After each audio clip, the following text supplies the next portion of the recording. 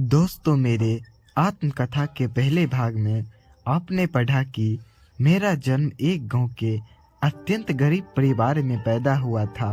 मेरा बचपन एक ऐसे माहौल में गुजरा था जहां रात दिन पारिवारिक कहल और लड़ाई झगड़े हुआ करते थे। गरीबी की वजह से मुझे 14 साल की उम्र में ही पढ़ाई छोड़कर परिवार की जिम्मेवारी उठानी पड़ी। गरीब के उस आलम में मेरे साथ समय की एक और विंड बना यह हुई कि मुझे बचपन में ही एक लड़की से सच्ची मोहब्बत हो गई। एक तरफ गरीब का दर्द और दूसरी तरफ मोहब्बत के अनचाहा दर्द ने मेरे दिलो दिमाग को दुख और तनाव से भर दिया। परेशान होकर मैंने एक कठोर निर्णय ले लिया। अब आगे बढ़िए। आखिरकार अपनी गरीबी और मजदूरी से व्यस्त होकर मैंने घर छोड़ने का निश्चय कर लिया। मगर अब समस्या यह थी कि जाए तो जाए कहाँ, क्योंकि मैंने जब से होश संभाला था तब से अपने ख्वाबों की दुनिया से बाहर कदम भी नहीं रखा था। तभी मेरे मुलाकात गांव की ही एक व्यक्ति से हुई जो दिल्ली में रहकर राजमिस्त्री का काम करता था और संयोगवश वह उसी दिन दिल्ली जाने वाला था। बस फिर क्या था, मैंने एक झोले में अपने कुछ नए पुराने कपड़े ठूसे और बिना किसी को कुछ बताए उसके साथ निकल पड़ा। शायद उस व्यक्ति को भी किसी हेल्पर की तलाश थी। शायद इसीलिए उसने मेरा किराया भाड़ा भी देने स्वीकार कर लिया था। स्टेशन पहुंचकर उसने हम दोनों का टिकट कटाया और दिल्ली जाने वाला सत्याग्रह एक्सप्रेस में बैठ गए। करीब 22 घंटों के सफर के बाद हम दिल्ली पहुंच चुके थे। दिल वालों के शहर दिल्ली में आंखों के लिए एक अनोखा अनुभव था। ऊंची ऊंची इमारतें, साफ सुथरे पक्के रोड, फ्लाईओवर्स, चमकती दमकती गाड़ियों की लंबी कतारें सचमुच दिल को तरंगित करने वाली थी। परंतु मेरा दिल तो मेरे पास था ही नहीं, उसे तो मैं गांव में छोड़कर आया था। वहां जाकर मुझे पता चला कि ख्वाबों की दुनिया में और हकीकत की दुनिया में कितना ज्यादा फर्क होता है। मुझे आज भी अच्छी तरह याद है जब मैं वहां सीमेंट की खाली बोरियों के बिस्तर पर ईंट को तकिया बनाकर सोता था, क्योंकि मैं अपने साथ कोई भी ओढ़ना बिछौना इत्यादि नहीं ले गया था। हालांकि मैं जिसके साथ गया था उसके पास वहां पहले से भी बिस्तर इत्यादि मौजूद था, लेकिन वह उस पर अकेला ही सोता था। बहरहाल मैंने वहां पर पूरे मेहनत और लगन से काम करना शुरू कर दिया। उस समय वहां एक मजदूर की दिहाड़ी मात्र 70 रुपया थी, लेकिन उस समय मेरे लिए उतना ही काफी था। मैं वहां दिन भर काम करता और रात भर अपने बिछड़े मोहब्बत की जुदाई में तड़पता रहता। धीरे धीरे कुछ दिन बीते। अब मुझे वहां काम करते हुए करीब 20 दिन हो गए थे। तभी दिवाली करीब आ गई। उसी दिवाली के दिल्ली में सीरियल बम ब्लास्ट हुए थे। जिस वक्त ब्लास्ट हुआ था उस वक्त मैं घटना स्थल से महज 3 किलोमीटर की दूरी पर एक निर्माणाधीन इमारत की 5वीं मंजिल पर सोया हुआ था।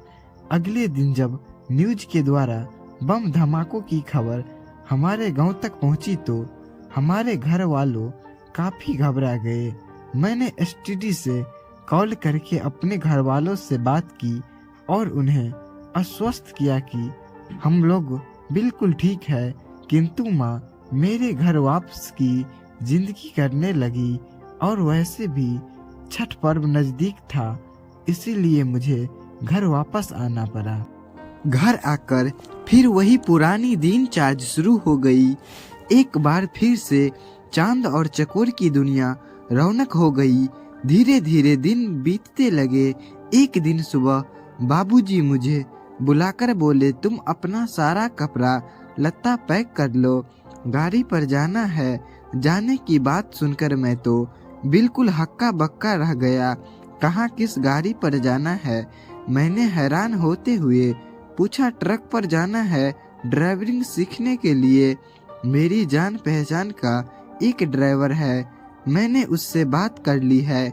नहीं, मुझे ड्राइवरी नहीं सीखनी है, मुझे क्रिकेट खिलाड़ी बनना है। मैंने थोड़ा डरते डरते कहा, बेटा क्रिकेट खेलने से पेट नहीं भरता और ड्राइविंग बिल्कुल आराम वाला काम है, उसमें ज़्यादा मेहनत भी नहीं है और कमाई भी बहुत है। बाबूजी ने थोड़ा नरमी देखते हुए कहा, बबुआ घर की स्थिति तो तुम देख ही रहे हो कि कितनी खराब हालत है। माँ की ममता हालतों के आगे बेबस थी। माँ की बात सुनकर मैं थोड़ा सोचने लगा, अच्छा और घर कितने दिन पर आना है। थोड़ी देर सोचने के पश्चात मैंने दोबारा प्रश्न किया, बस यही पास के करवे की गाड़ी है, तुम चाहो तो 2-4 दिन के अंतराल पर आ जा सकते हो। मैंने सोचा इतनी दूर दिल्ली में रहने से यही अच्छा है, यहाँ पर भी रहेंगे और 2-4 दिनों पर महबूब की झलक भी मिलती रहेगी तो फिर ठीक है, मैंने कहा और तैयार होना चल गया। थोड़ी देर में तैयार होकर मैं उसकी गली में आ गया। जाने से पहले मैं उसे आंखें भर के देख लेना चाहता था, लेकिन वही कहीं दिखाई नहीं पड़ी। परेशान होकर मैंने उसकी गली के 2-4 चक्कर लगा लिए, लेकिन पता नहीं वहाँ कहाँ छुप कर बैठी हुई थी। इधर बाबूजी साइकिल पर बैठे बैठे नाराज हो रहे थे।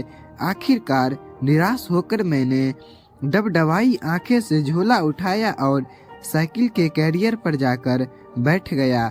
बाबूजी धीरे धीरे पैडल मारने लगे। इधर जैसे जैसे मैं गांव से दूर होता जा रहा था, वैसे वैसे मेरे जिस्म के प्राण निकलते जा रहे थे। थोड़ी देर चलने के बाद हम लोग कस्बे में पहुंच गए।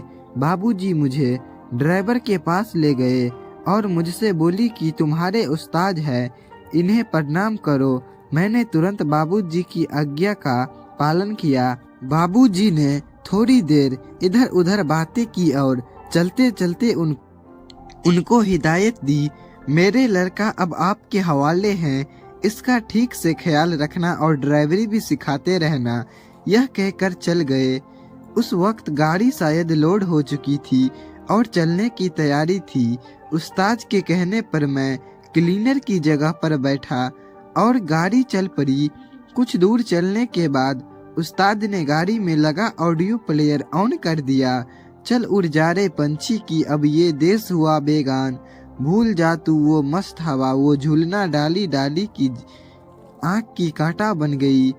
चल तेरी मतवाली कौन भला से बाग को पूछे, हो न जिसकी माली, तेरी किस्मत में लिखा है जीत जी मर जाना। चल उड़ जा रे पंछी की अब ये देश हुआ बेगान। इस गाने के सुनते ही मेरे अंदर भावनाओं की तूफान उमड़ पड़ा।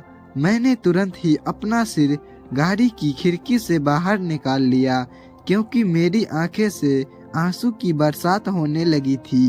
वो खेत खलिहान के दौरान बचपन के दोस्तों के साथ बाग बगीचे में खेलना, मेरे दिल रुबा की वो प्यारी मुस्कान मेरी माँ की, वो निर्वाह सुस्त ममता, सब मेरे दिमाग में किसी फिल्म की भांति चल रहे थे और आंसू थे कि रुकने का नाम ही नहीं ले रहे थे। समझ में नहीं आता कि उन दिल के एहसासों को किस तरह बनाया करूं। दोस्तों, आप बस इसी तरह से समझ लो कि 25 किलोमीटर के सफ़र मैंने आंसुओं की लकीर खींच दी। जिंदगी में कभी कभी ऐसा भी वक्त आता है जहां इंसान को वक्त के साथ समझौता करना ही पड़ता है। मैं भी वक्त के साथ समझौता करने की कोशिश में लग गया। चूँकि अब मैं प्रतिदिन नई नई जगहों पर जाने लगा, नए नए लोगों से मिलने लगा और दिल की दर्द थोड़ा हल्का हुआ। लेकिन पहले प्यार का दर्द कभी कोई भी भूल नहीं सकता। क्या मैं जहाँ भी जाता उसकी यादें साथ साथ जाती थी। मन को बहलाने देने के लिए मैं पागलों की तरह कभी हाथों पर तो कभी वृक्षों पर कुरेद कुरेद कर उसका नाम लिखता रहता और मैं कर भी क्या सकता था। मेरे उस्ताद ठीक ठाक आदमी थे, वे मेरे खाने पीने का ख्याल रखते थे, मगर उनको बस में एक ही बात से हरज की थी। मैं रोज शाम को घर चला जाता था, हालांकि मैं छुट्टी नहीं करता था, बल्कि ट्रक मालिक के घर गाड़ी लगाने के बाद रात को घर चला आता और फिर सुबह गाड़ी वापस आ जाता। जबकि मेरे उस्ताद चाहते थे कि मैं कम से कम एक हफ्ते की अंतराल पर घर जाऊं, जो कि मेरे लिए संभव नहीं था। एक दिन उन्होंने मुझे सख्त हिदायत दे डाली कि गाड़ी पर रहना है तो ऐसे आना जाना नहीं चलेगा। दोस्तों, कहानी के इस भाग में आपको क्या सीखने को मिला, कृपया नीचे कमेंट करके जरूर बताएं, और यदि अच्छा लगे तो इस कहानी को अपने दोस्तों के साथ शेयर भी करें। और हाँ, हमारे साथ जुड़े रहने के लिए आप हमारे YouTube चैनल को सब्सक्राइब जरूर करें। धन्यवाद।